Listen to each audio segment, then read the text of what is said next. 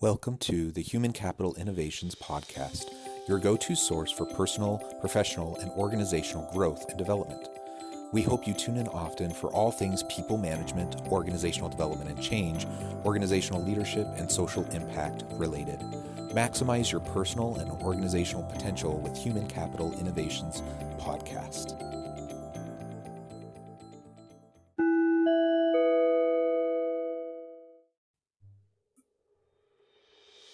Welcome to the Human Capital Innovations Podcast. In this HCI podcast episode, I talk with doug.flory about empathy mapping, generating buy-in, successful organizational change, and his journey at LogMeIn.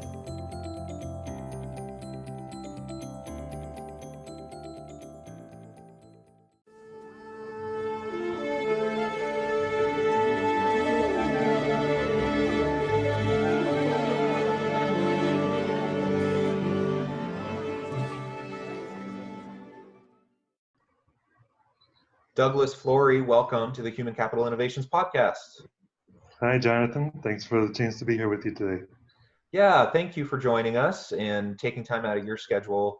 I'm really excited to have the opportunity to chat with you and talk about all things change management, which is your area of expertise.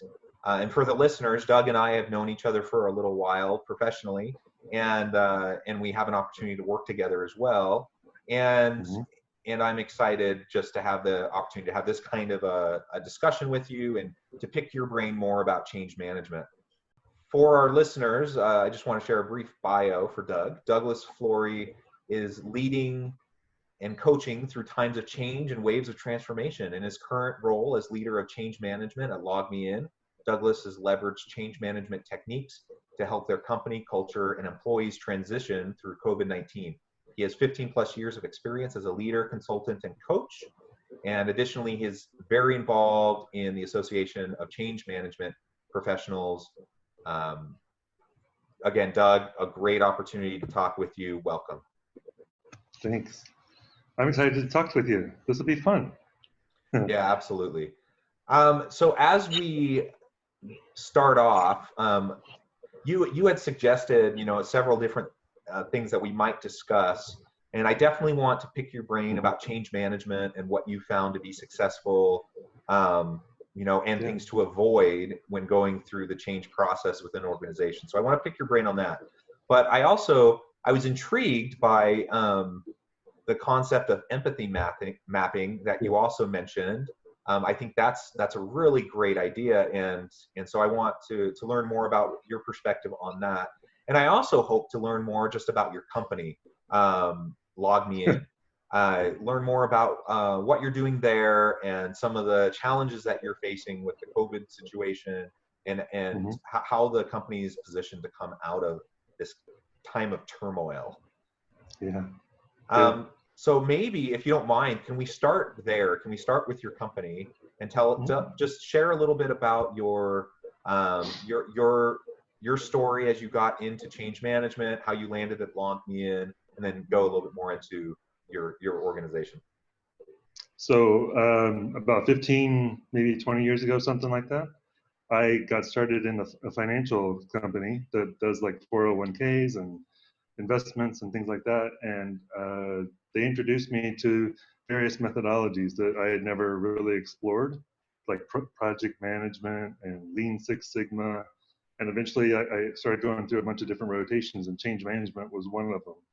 And I got pretty good and found kind of, my niche, and what I wanted to be when I grew up was a combination of all those things. And over time, that's what I've been focused on, are those kinds of methodologies to bring results.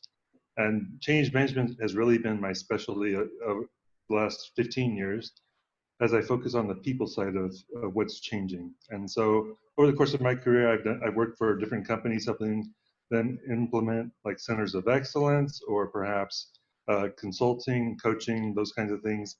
And then just recently, about almost a year ago now, I was looking for something new and different. And I saw this opportunity at a company called LogMeIn. And it was right in my wheelhouse. I was really interested. But I didn't know what LogMeIn was, number one. And number two, they were based out of Boston, and I'm in the Utah area. So I applied for it just to start a conversation and see what it was. And then I started exploring as an applicant normally would. And I learned, oh yeah, I know LogMeIn. It's just that I didn't at the time know the name, but I knew their products. I think that's one of the things we're focused on this year is trying to understand how our name and our story can be a little bit different, because we have products that help people be remote and be successful doing that.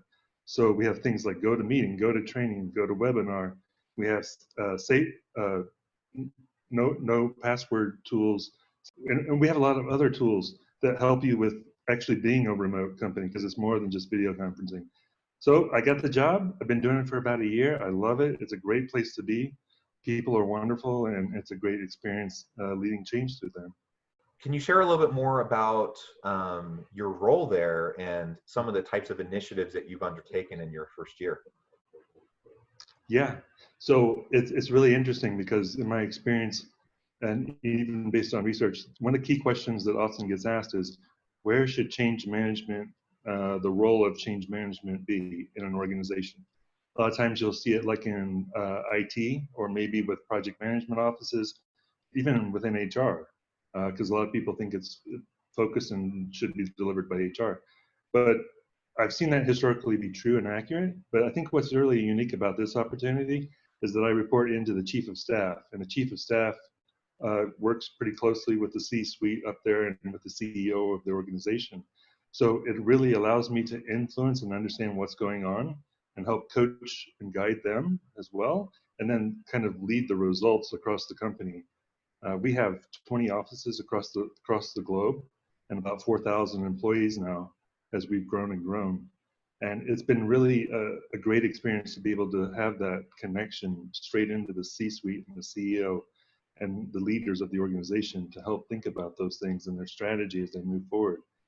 And so some of the things we recently have been going through is, obviously COVID-19 has impacted everyone, and in a lot of ways it's been devastating, but in some ways it's been invigorating for businesses and for employees to think about new ways of doing things and how to be more empathetic with their employees as they go through these things, because it's not just about, oh, you got to do your job now.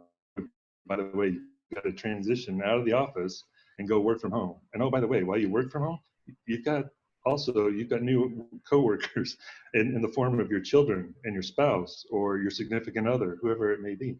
So trying to balance those needs is been a unique opportunity. So that's been one key focus. Another key focus is looking ahead at the future. What is this going to look like as we think about the future of LogMeIn and the way we work? What's the definition of, and the purpose of the office going to be? Are we going to work remotely, and how do we understand the positions of that? Whether we put some boundaries around it, or we just go to the four corners of the earth. But also looking at things at, like our roadmap and our strategy for the year and the year coming.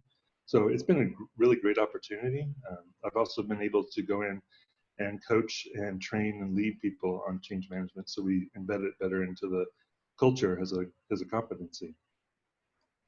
Yeah, that's awesome. Those all sound like wonderful initiatives. That's the kind of stuff that would get me excited to get up in the morning and work with an organization.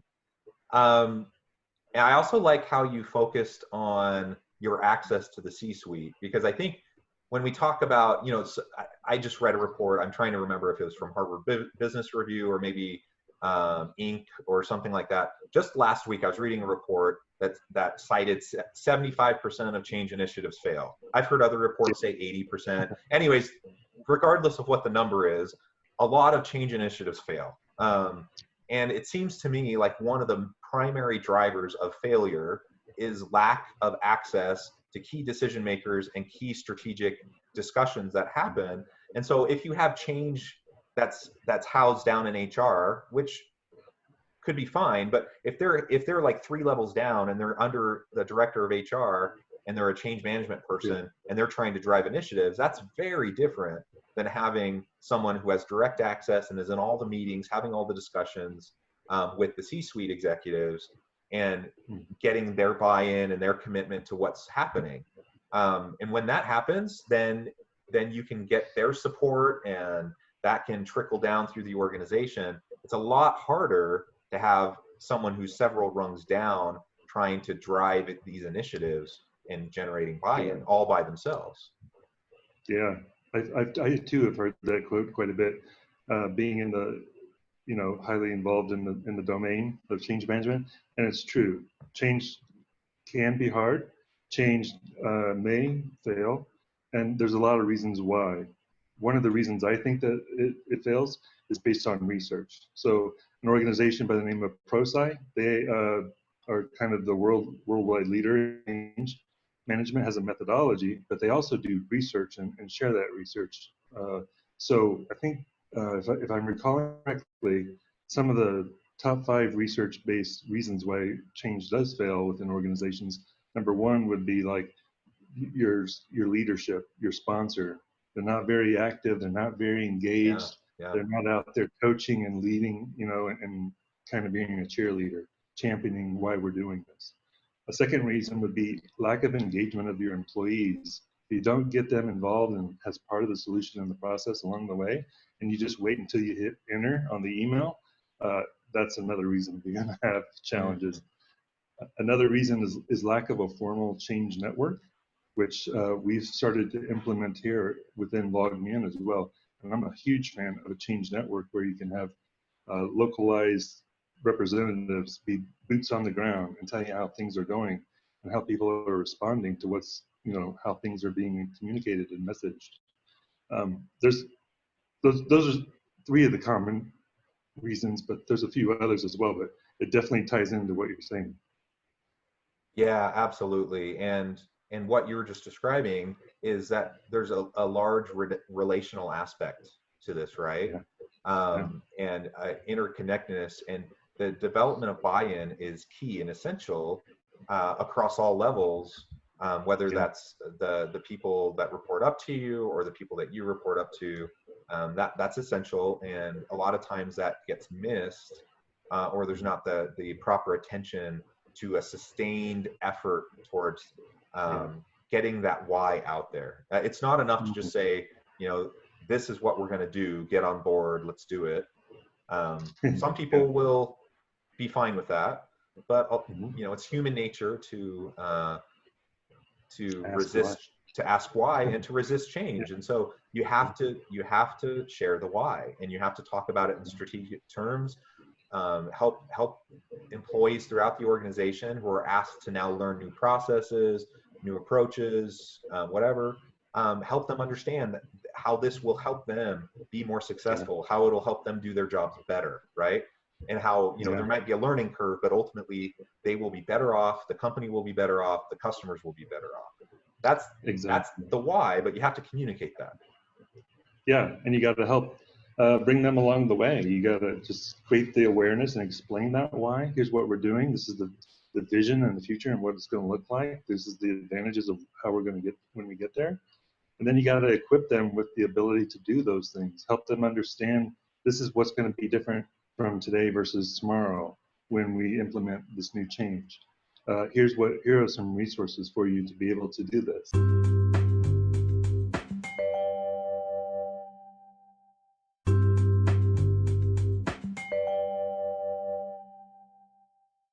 And some quick bullet points to describe what that looks like and what it means. And what that allowed us to do was to spread that across the company so that it wasn't just about a certain group using these personas. It was also about employees being able to relate to others and connect with them as they think about what is it about this person that I need to know that they're going through at home.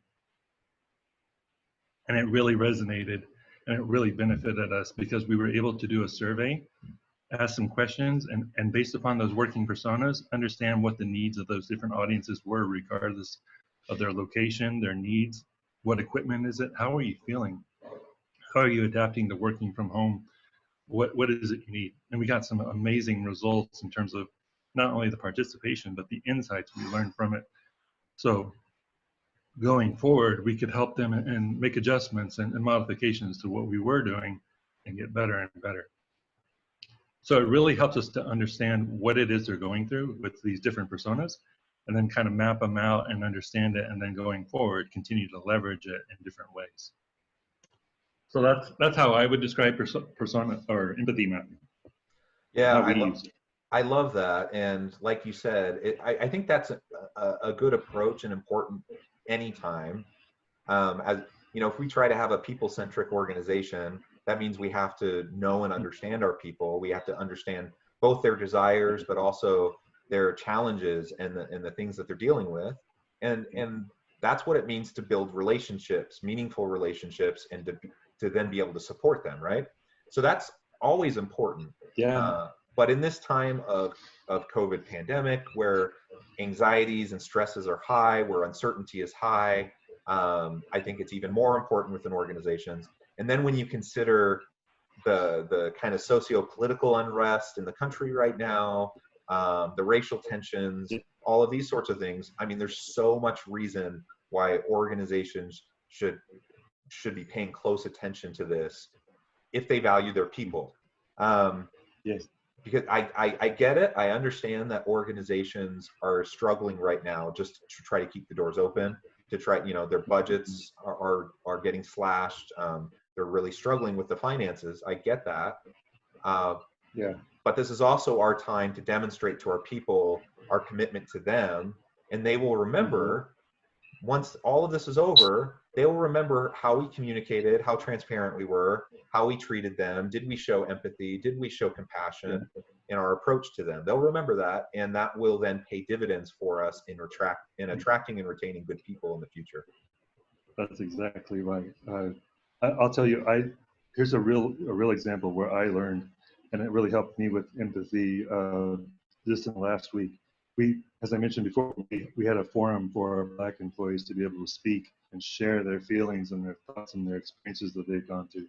And it was really a great opportunity to do some deep listening, to understand some of their pain and why they're feeling this way. And man, some of the things the one thing that I learned was, I guess I never had considered, was just the amount of pressure and the pain and the stress that they're feeling right now. And then having to come into work and kind of feel like they have to almost suppress all of that stuff and put it to the side. And now I've got to focus on creating that project deliverable, or, you know, call that customer and make a sale or whatever their job is. I can't imagine how hard that would be. Just knowing that they're on the inside, they're torn and crying. And I was just trying to imagine that, and that to me was a pivotal moment in empathy for our organization. And our CEO he responded with amazingly to what we learned and what we heard. And it's been very powerful to help all of us learn and grow, regardless of our role or our working persona. Well, that's wonderful. Well, Doug, it has been a real pleasure talking with you. We're out of time for the discussion today, but I hope that perhaps I could have you back in the future and we can explore more detailed aspects of change management and organizational development. You know, as these are obviously key areas of your expertise, also areas that I'm keenly interested in. So I hope you'll accept the invitation to come on back in the future. I would love to anytime. It's a privilege to be here with you. And again, thank you for your time. And if I can do anything to help, let me know. Great. And before we close, can you just share quickly with the listeners how they can get in contact with you? I'll share some things in the show notes, but where can they go? Yeah, so via email, you can contact me at douglas.flory, Flory, @gmail.com. Or likewise, you can just search for me on LinkedIn. I'm on there and I'm pretty active, and I will respond pretty quickly as well through there. And I'd love to connect with anybody who wants to talk about it, or maybe you're seeking answers or guidance or something like that, and different ways to help. Awesome. Well, thank you, Doug. It's been a pleasure, and I hope you have a wonderful week. You too, Jonathan. Take care. Bye-bye. Stop and celebrate and make sure we reinforce it, so that we don't go back to our old ways and our old habits that we've established over time. And I've been reading a book lately about atomic habits, and so it's definitely about monitoring your habits and how to avoid going back to your natural tendencies. Yeah, and that again, that talking about human nature, that's what we will do if we don't interrupt the old patterns and the old habits. And you have to put in systemic mechanisms to interrupt those things. Otherwise, we will, most of the time, we will revert back to the way. We will. They'll say something like, "Oh, this is too hard," or they just forget about the new thing because it's still new, and they just do what naturally comes to them, or they don't fully understand it, or they never thought about there's a better way. They just always did, what legends of our forefathers told us, and it was painted on the wall, and we never stopped to ask why. So, there's lots of reasons why people regress in that. But if we can understand that and ask the questions, why are we doing this? And I think that's one of the greatest values we can provide is explain the why and explain what's in it for me and what's in it for us, with them and with who. Yeah. Excellent. And kind of a silly example of this.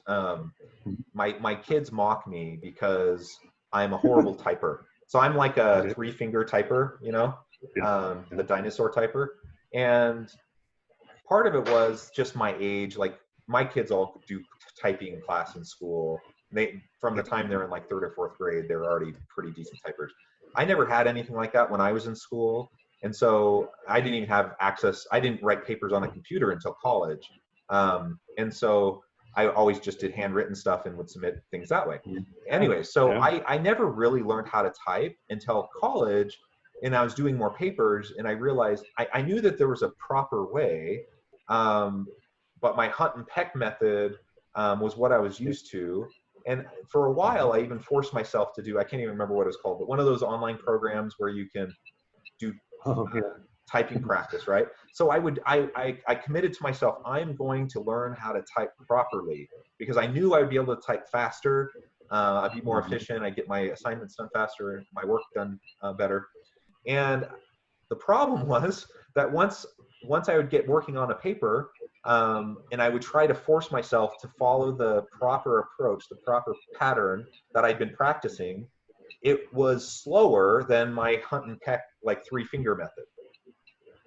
Now it was slower initially. Like if I would have kept at it, if I would have kept practicing, I would have gotten better and better and better, and I would have gotten much faster.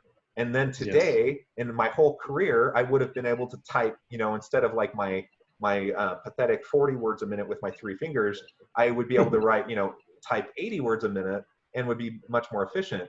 But I didn't, right? And so because of my resistance to that learning curve, and it was just easier to just go back to the old way, then that's what I did, and it's impacted me.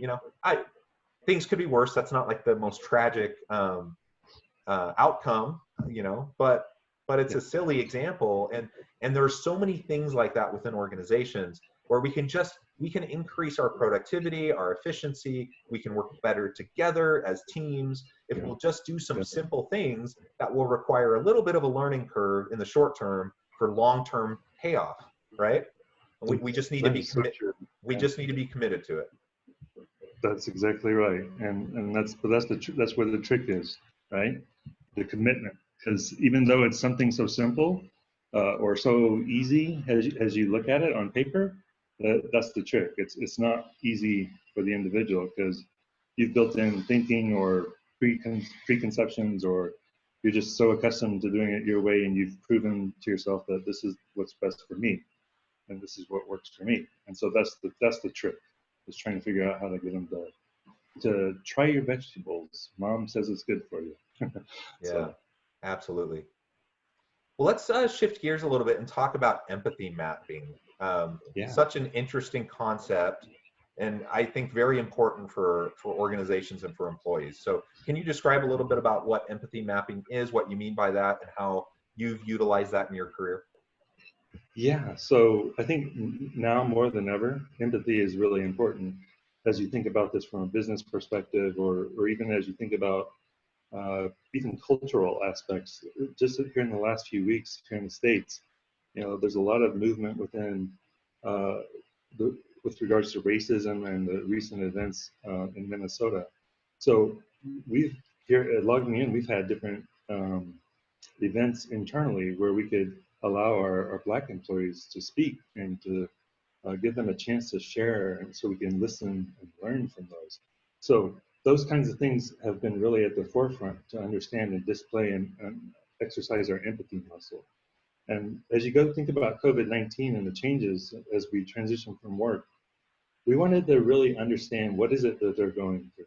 And we wanted to not only understand it, but we wanted to be able to support them and communicate things that we could do for them and figure out what that is instead of just taking shots in the dark and stabbing at it. So empathy mapping really allows us to understand a couple different things. The first thing we wanted to do was look at our workforce across the board and say, are there commonalities with personas? And we found that there were. We found 5 or 6 different personas within our organization. So things like working with young children, working with school-age children, working while caring for others, things like this. And so we were able to build these personas, put an icon or an image around it, and then kind of.